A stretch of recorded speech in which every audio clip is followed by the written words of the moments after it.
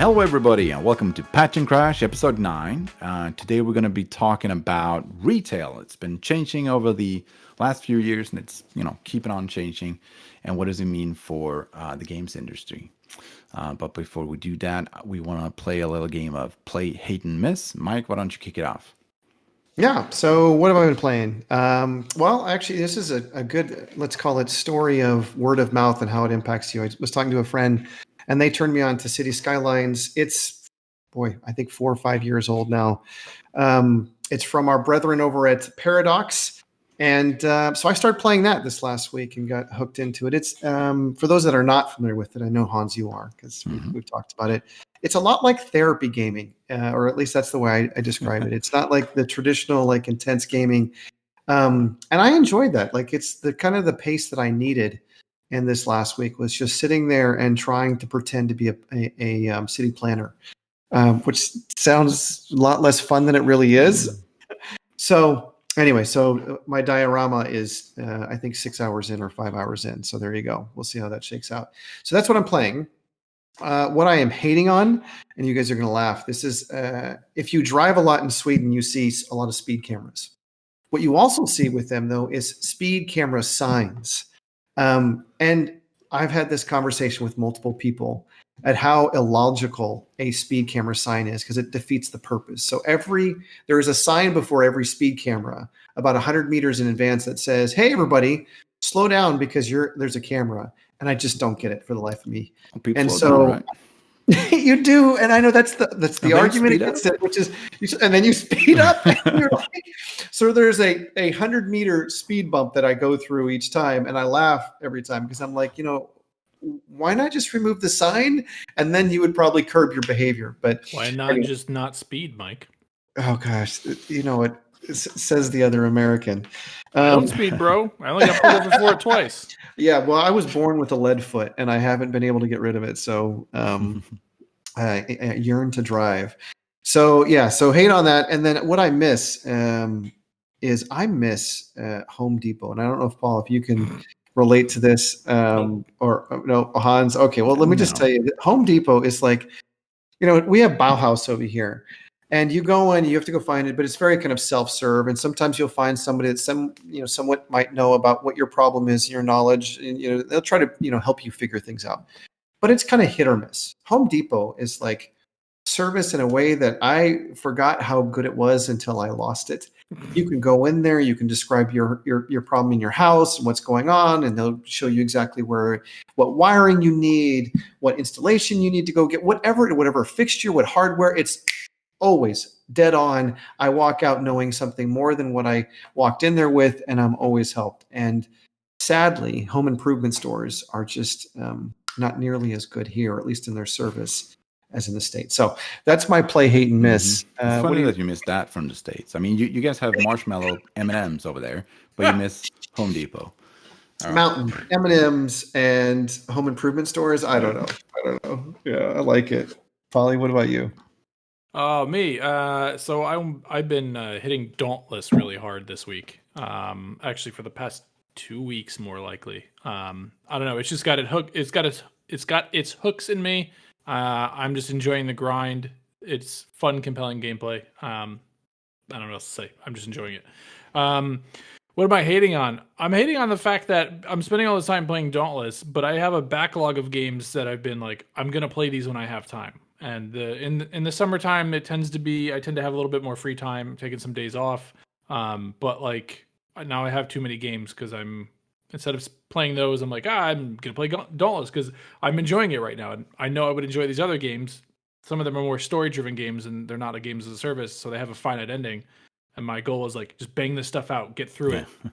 I'm just kicking that can down the road, so not great. And then what am I missing? This is actually spurned by a bit of I've reconnected with some old friends that I haven't talked to in a while that I used to game with 15 or so years ago, or as recently as probably about a decade ago. And I just miss kind of playing an MMO with a bunch of friends and just having a social space to just bullshit around but also get some stuff done in the game. So make meaningful progression in something that we all collectively enjoy while just enjoying each other's company. That's what really hooks me in gamings when I was younger, was like that social element. Yeah. And I think I've really lost that in the last probably 10 or so years, unfortunately.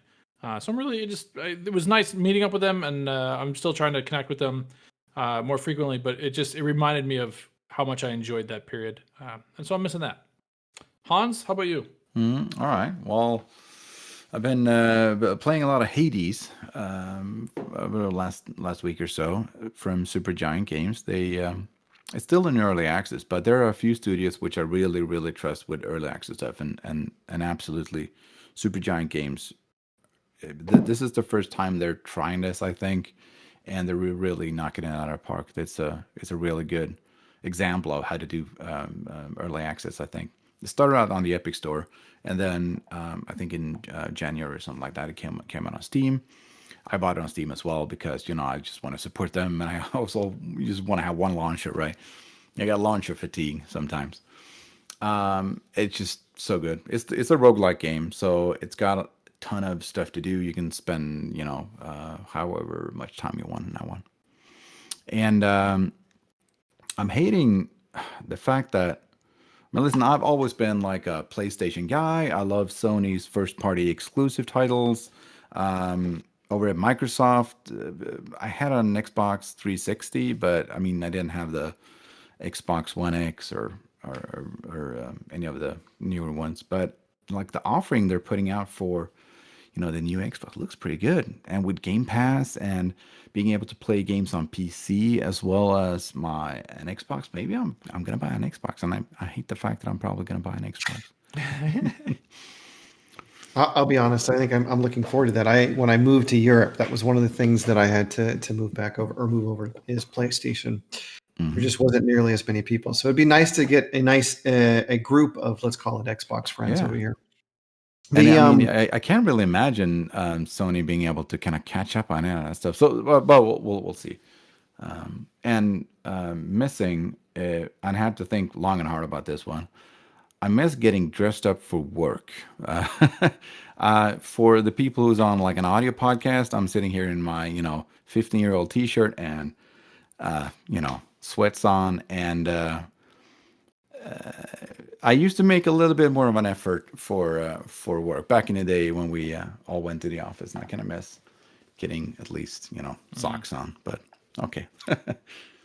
So as Hans had mentioned earlier, talking about retail and the success or the lack of with games and how they're kind of interconnected, and we definitely want to explore that conversation around success in retail. And historically, retail has been, well, that's how you were successful, right? Being able to get your game into 10,000 brick and mortar stores and sell your game, right? And so that has always been the traditional model. A lot of things have changed in the next 10, 15 years.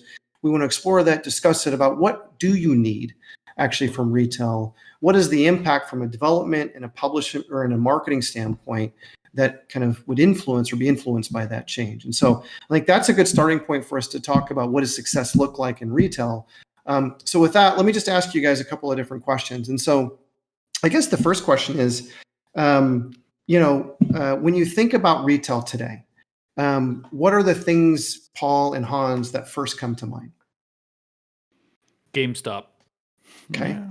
That is number one thing that comes to my mind. It's All right, always it always defaults back to the very basic, only brick and mortar physical goods. That's when you say retail, that's what comes to my mind. So, and that's probably because that's where I first interacted with gaming. Yeah. It's interesting you say that, because I think a lot of people would have that same answer, because one, there's so much history with GameStop.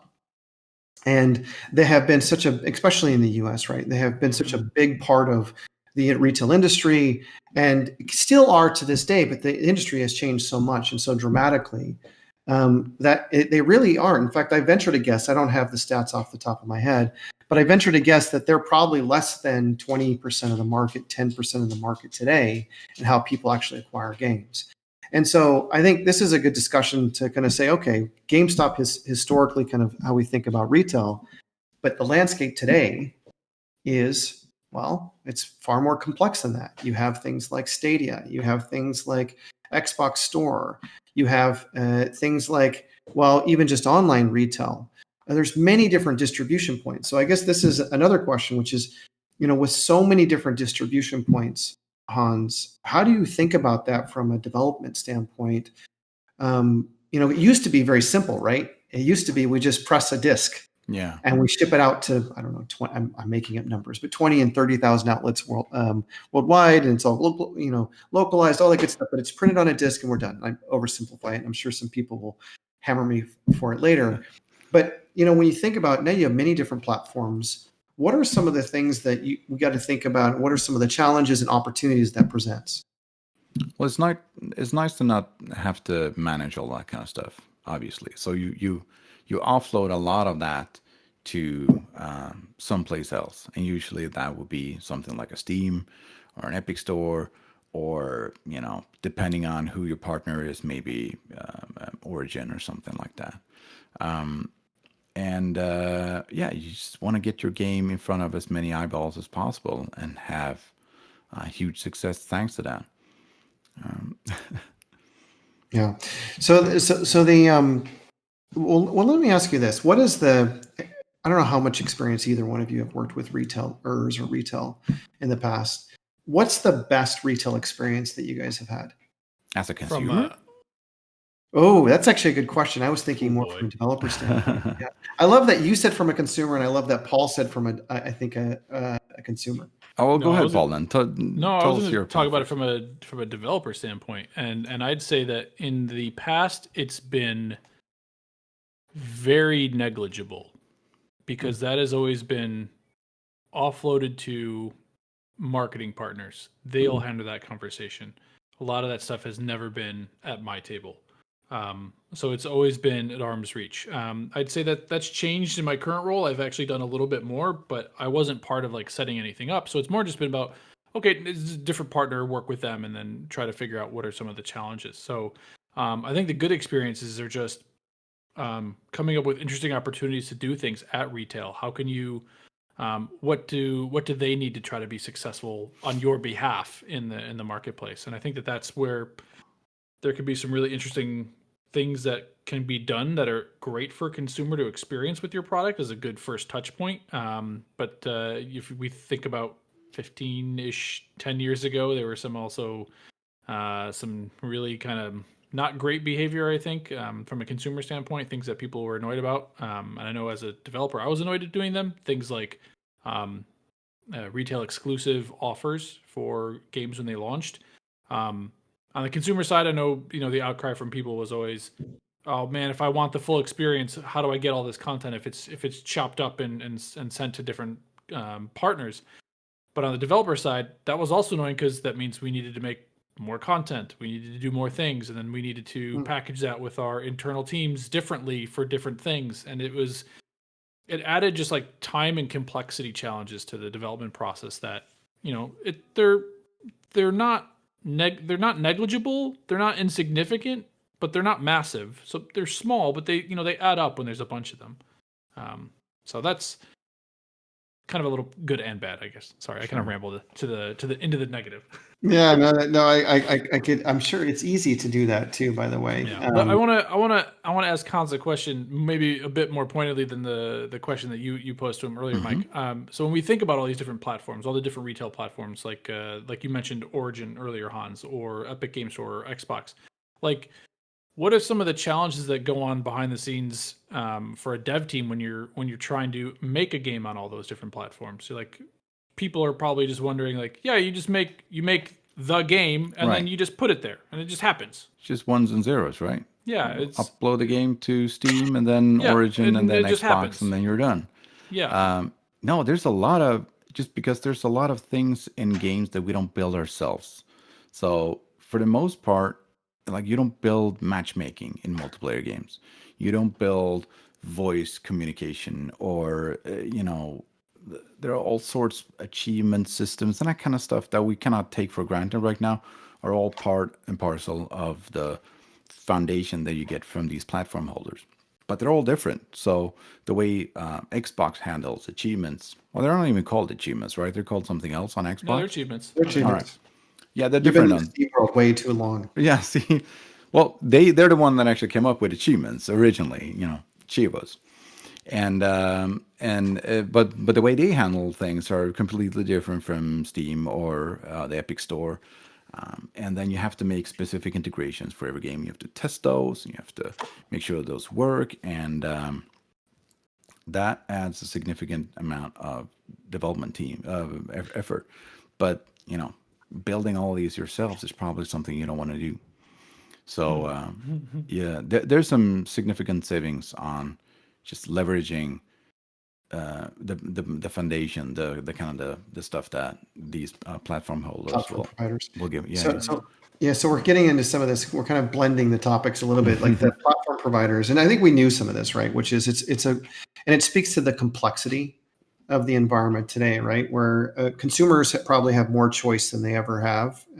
You can buy subscriptions, you can buy the game itself, you can buy from direct from platform holders, you can buy from your favorite retailer, whether that be Amazon, or you can walk into a store.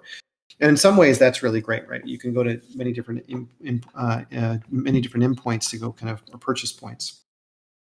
But I think it's interesting. I want to kind of call out two examples. And I think, Hans, you said one thing, which was, hey, there's a lot of things, technology and stuff that we can leverage, but it also creates complexity because we're effectively using different systems across different things. And so if we ever want to, there's a tax to this system, and I presume, I don't know, that it may make it even more challenging for things like crossplay. I don't know. Oh, yeah. Speculate. Well, you're kind of walling off your players. In a multiplayer game, it's very hard to talk, match make or even, communicate between players in a game on different platforms. And Paul, your point of like, you have to kind of chop up content for the old kind of, and I think there still is a lot of retailer exclusives out there that are being asked, and a lot of that is a byproduct of each retailer wanting to differentiate themselves and come to market, and while that may be good for them in the end, it obviously usually is not good for the end consumer and certainly for the development side too. Yep. But we do that for obvious reasons. But I also want to go back to kind of traditional retail. There was a lot of things that I think that were of value there. And I say traditional retailer, let's think brick and mortar stuff. And I'm going to roll back the clock like 10, 15 years and think Midnight Madness event and a whole host of like those types of it kind of fueled the fervor of fandom. Boy, if you could say that 3 times, fueled the fervor of fandom, something like that. But I think, that to me was, something to really fall in love with. It was kind of the purity, and all of that's online and communities now, but you really didn't get the level of kind of richness and depth that you did in, I think, the store environment, where people were literally waiting for days to go get a game. Sure. And so I think that was something that truly was interesting, and I think missed. But is there a way to kind of recapture that in a world of convenience and digital distribution? You lose that, right? It's like smart delivery, book. No, I'm just joking, but kind of not really. I don't even know if that's what they call it. I think that's what they call the upgrade path for Xbox, but it's a clever name. But the point being that literally you can get that, and I love that in terms of convenience, but you lose the kind of the part of that kind of subculture around gaming. I disagree. Oh, I love it. Okay, tell me more. Sure. I mean, I think of when World of Warcraft came out, I did not go to retail. I did not line up to get it, but the experience of a new expansion coming out, which was you would go buy the expansion in retail or something similar.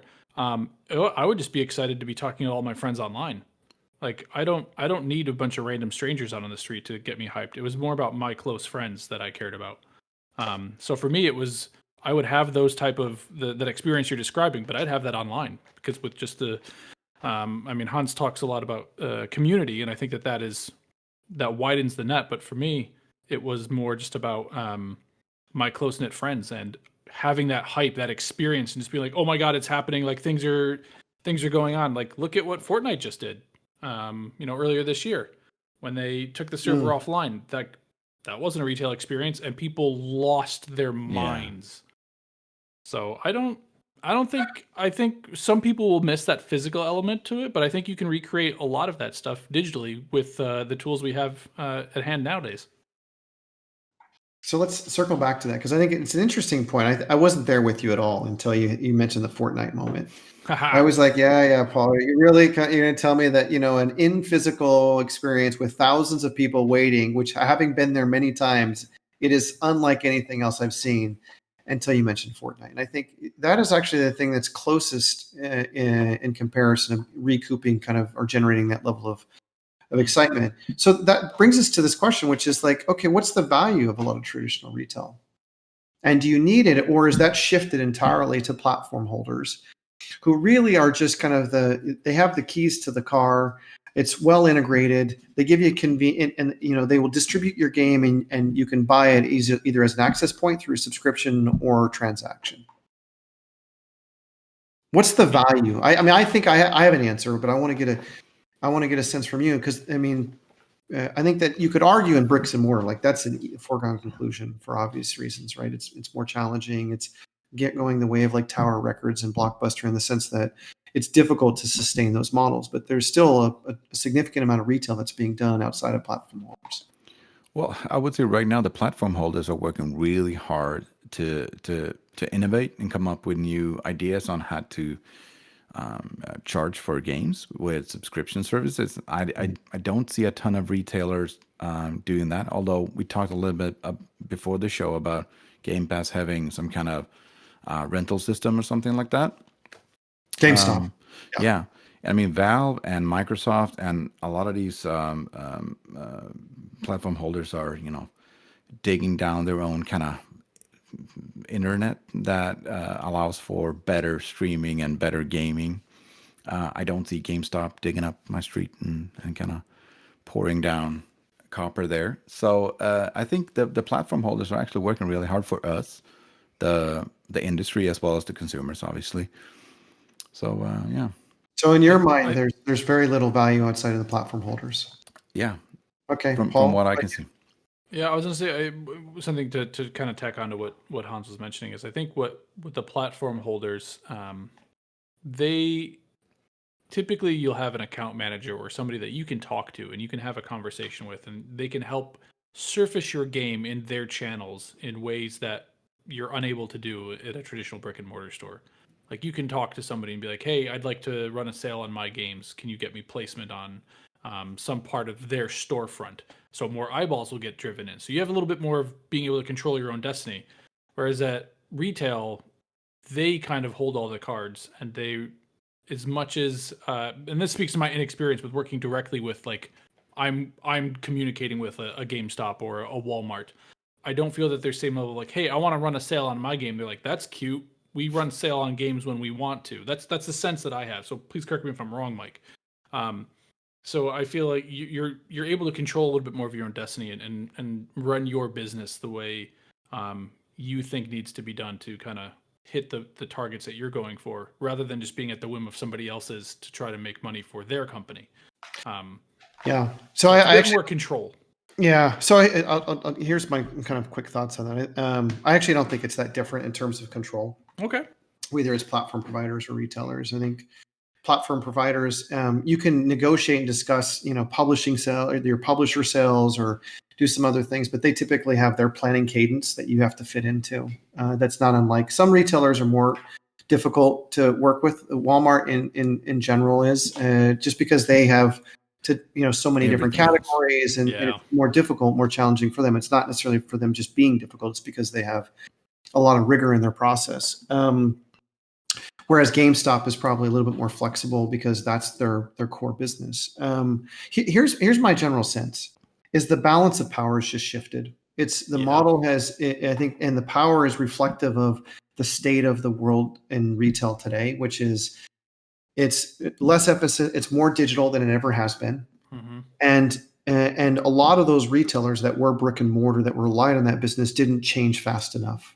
Yeah. The GameStops of the world are example, especially the GameStops, whatever it is. Specialty gaming stores. Specialty gaming stores had really something that was super valuable, and that is they had this community. And in fact, oftentimes the community worked in those stores, and they probably could have captured that. They're trying now, I think, but they could have captured that in a different way that would have been more value add, to your point, Hans, than what it is today. Meaning They could have done things like, especially with, I think, competitive gaming. They could have done more on-site events, whether that's recruitment or actually hosting. There could be other things that I'm sure that they could do, whether it's publishing their own games, because they were in that position at some point. I think what you'll see is probably not unlike many other retailers and other mediums, because I think we're just in a different stage of adoption in our curve versus other entertainment mediums. Retail will always be an important part, because I think they draw in an audience that we may not have, right? So think about Walmart. It's actually can be difficult to get the level of traffic and a lot of awareness for those types of customers to go out and buy them in media. But Walmart has that traffic through thousands and thousands of stores at any given point. Yep. And so you do need some presence, but the amount of presence and effort that you spend in those stores will probably be more muted today and probably right size relative to the business. For a lot of those retail stores, the specialty is a more challenging, because that's their core business model, and they're going to have to completely kind of and radically change their business or evaporate. And I think that the current COVID situation is kind of exacerbating all of this. Yeah, it's really interesting to see how much less foot traffic there is for a lot of these things, and that means that people that maybe would have continued to go into stores in the future, maybe they've changed their purchasing behavior and these other things, and they're exploring digital stores to do stuff more often now. So maybe they're not going to go back for those things ever again. So, but I do think retail is important. I mean, now it just depends on, and I think you also see other alternative kind of distribution points depending on the types of games, as games become more niche, and and they might find outlets that are non-traditional, non-endemic stuff, right? Like, it's not GameStop, maybe it's outdoors, or maybe it's something else that you're actually looking for, kind of that type of distribution aligns with your experience. And so I think you will see that is the value, I think, though, that you get traffic that you normally wouldn't get. Yeah. And it's more challenging or more expensive to buy in other mediums. But the balance of power is completely shifted. The concern that I have, or I would have I shouldn't say I personally have, but I would have as a developer, is that as that power shifts, what leverage do you have in the end? Now, right now, where I think in this mid state where you have many different midpoints, you have Stadia, you have all of these different platformers kind of trying to fight over the same audience, which in a lot of ways actually puts you in a good position to sell your game. It's just a matter of investment cost. Right. But in a point when that gets whittled down to 2 or 3, then what? Yeah. Just lack of competition, just like everything else. It'll stagnate innovation. You'll have to fight harder for smaller pieces of the pie. But but I guess here's my point in saying this, Paul, because you led with something at the start, which said one of the things about retail that early days, you gave one anecdote, but you said, hey, I remember a lot of the good things, but I think I'm paraphrasing. Some of the bad things were we had to split up pieces of content relative to our retail partner, and that's not good in the end run. And I think that would be the one detriment if you could play that line forward. Maybe not. I mean, maybe people don't care about it as much, I think, as they do before, but you could imagine a world where you do have to kind of start to kind of create. Go ahead. I think that the industry has moved away from that because they heard fans saying that we don't enjoy this thing. So I think that if we were to try to return to that, because we've gone from physical to digital, I think people would still have the same reaction, be like, this is bullshit. And I think that the rise of crossplay means that developers are really trying to do what players want, which is like, it doesn't matter where I buy the game. I just want to play it with everybody. Why does it matter a platform that I'm on? Just let me play. It's a good point. That's actually a really good point. That might be the neutralizer in some ways for things like that. And so, sorry, Hans, you were going to say something. I was going to say that. I mean, as a developer, we want we want our customers to be happy. So if they really want crossplay, we'll try to get him crossplay, but that's really hard when you're working with platforms that want to be a walled garden. So you're going to have somebody like Tim Sweeney saying oops, I just enabled crossplay between Sony and Xbox. They're going to push that envelope forward a little bit. Yeah. Mike, I want to jump back to something for that you said, and kind of a push to both of you is we're talking a lot about how developers need to think about brick and mortar, and how that's still a major player, and how we need to consider it. But I think that is more so for an audience that is only AAA games for the most part. You don't really see mid-tier and below titles there, and we're in an age where I would venture to say like 70% of all games out there are not AAA games. Maybe it's even higher than that. Most games in volume or in revenue? Volume. Oh, volume is probably even higher. Yeah. So I think revenue maybe not, but no, revenue not. No, revenue is still like big AAA games rake in the most money. But I think that if you think about the average developer at this point, like they're more likely an indie or a mid-tier studio, and they're not considering brick and mortar. That's a good point. No, it's a really good point, because we keep talking about retail, and the truth of the matter is the only retail that they'll probably see is the platform holder. Mm-hmm. Is if it's on the PC side, small indie, Steam, and maybe Epic Store if they're really ambitious. I've seen these kinds of sort of limited run sort of prints of these kind of indie games for like Switch and Vita and even like something like on a PlayStation where you have like an indie title that the publishers will run like a specialized publisher will run a small print run if you want to get that disc for this game. That is a really good point. Like didn't the Telltale guys do that for Walking Dead before some of the I've seen that for a few like indie darlings. I recently saw Celeste, which is a great game on Switch, and Brothers was out there too. There was a lot of stuff from Hazelight, but I think again that's the publishing partner is EA, so it makes it a little bit easier. But you know what? You may so I said I'm playing Dauntless, and this is somewhat in the same vein. So it's a free to play game, so there's no need for a retail disc or anything of that, right? But on their website they sell a collector's edition. I'm like, what? How does they do that work? all the time though, right, Paulie?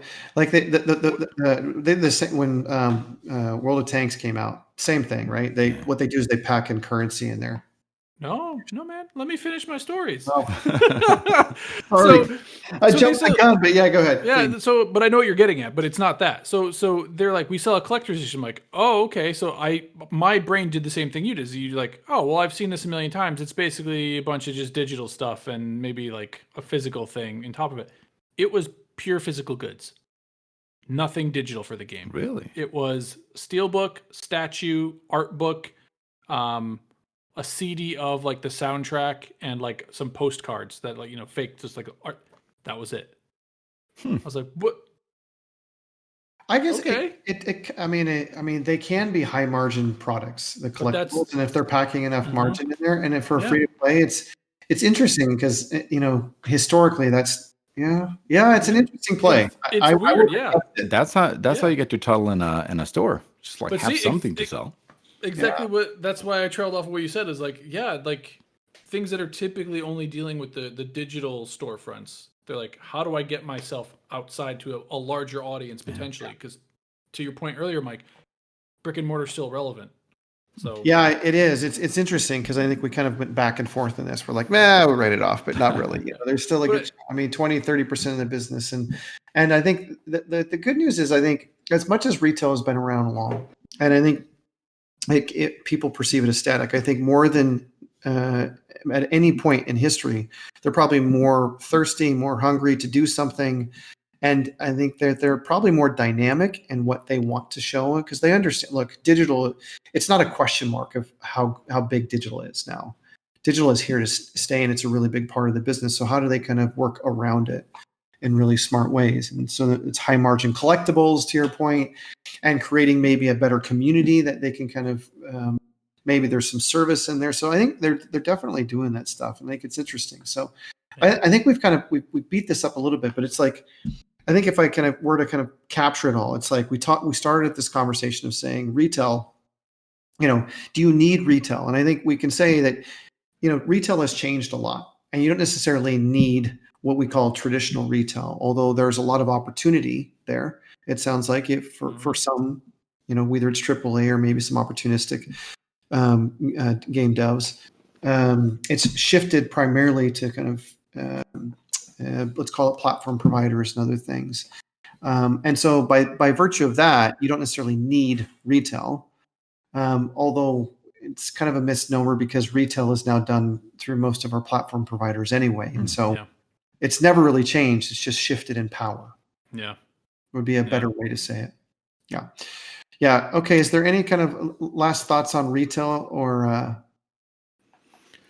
Well, I think we're at a junction where, we're probably towards the end of one kind of era, and who knows how retail will look in a couple of years from now. So we'll revisit this in our 2022 episode edition. There you go. Patrick. Nice. I will say this. You know what I miss? You already did that segment, man. You can't go back. I'm just kidding. Go ahead. It's a good point. A good point. I should have said that, but that would have preempted everything. I miss shopping in stores. I miss, I think video games is a little bit less tactile, but I think experience. But I do miss that shopping experience. Well, specifically games. I to me. So I think there's in general, I like shopping, which is another discussion for another day. But even gaming, I think it's less interesting than like going into an Apple store. Forget the execution of an Apple store, but just there's less exciting products. Like there's not as many hardware. There's not as much things that you can kind of touch and feel. But that said, going into a GameStop to me, it was always exciting because there were so many other things around gaming that I could be a part of. It felt like I entered my hobby play space. Yeah. So yeah, no, I hear you. I struggle with this one a lot, and I'll pose a question that will be rhetorical because we'll move on to that's fucking cool. But how much of that is driven by the fact that we're people of a generation where retail was still king? There was no online. Like so kids that are growing up now that are like, man, like going to the store is annoying. Why don't you just buy this online, mom? Like in 20 years, they're going to be like, "Oh, shops." Ugh. I know you're right.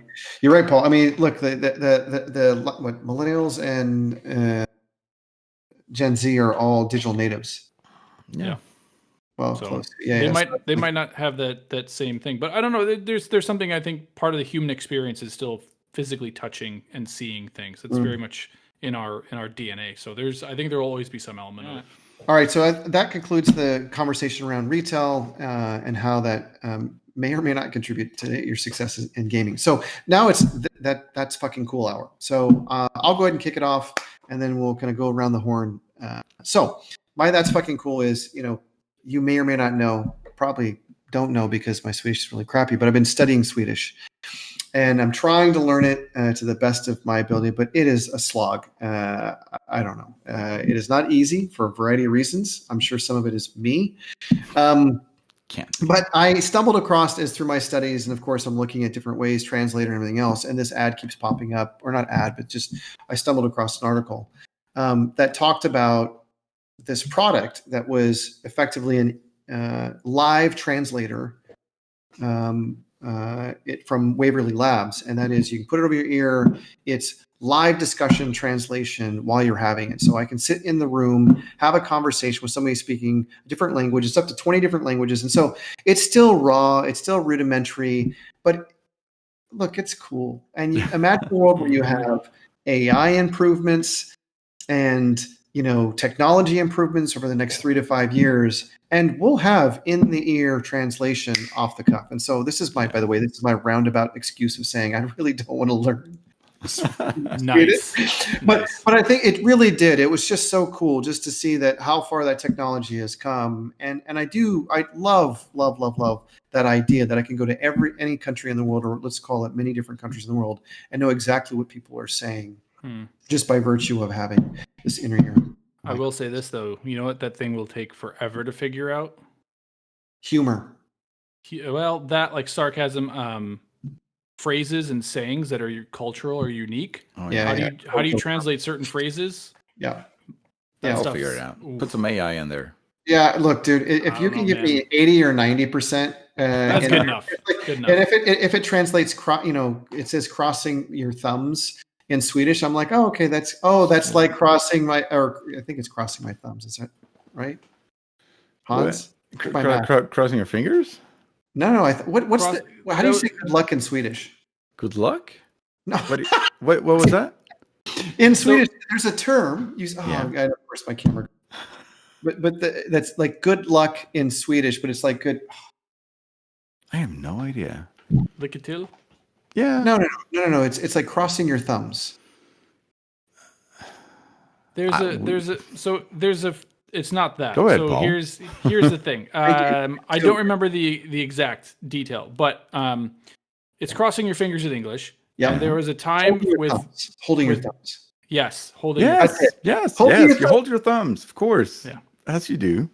The crossing your thumbs thing came from, if maybe you remember this, and I don't know why you would remember it more than me because I was there at the time. But for I think Battlefield 4, Carl Magnus Troedsen, the old GM of DICE, was up on stage at E3 and said, "All right, thumbs crossed," and people were like, Yes. "What?"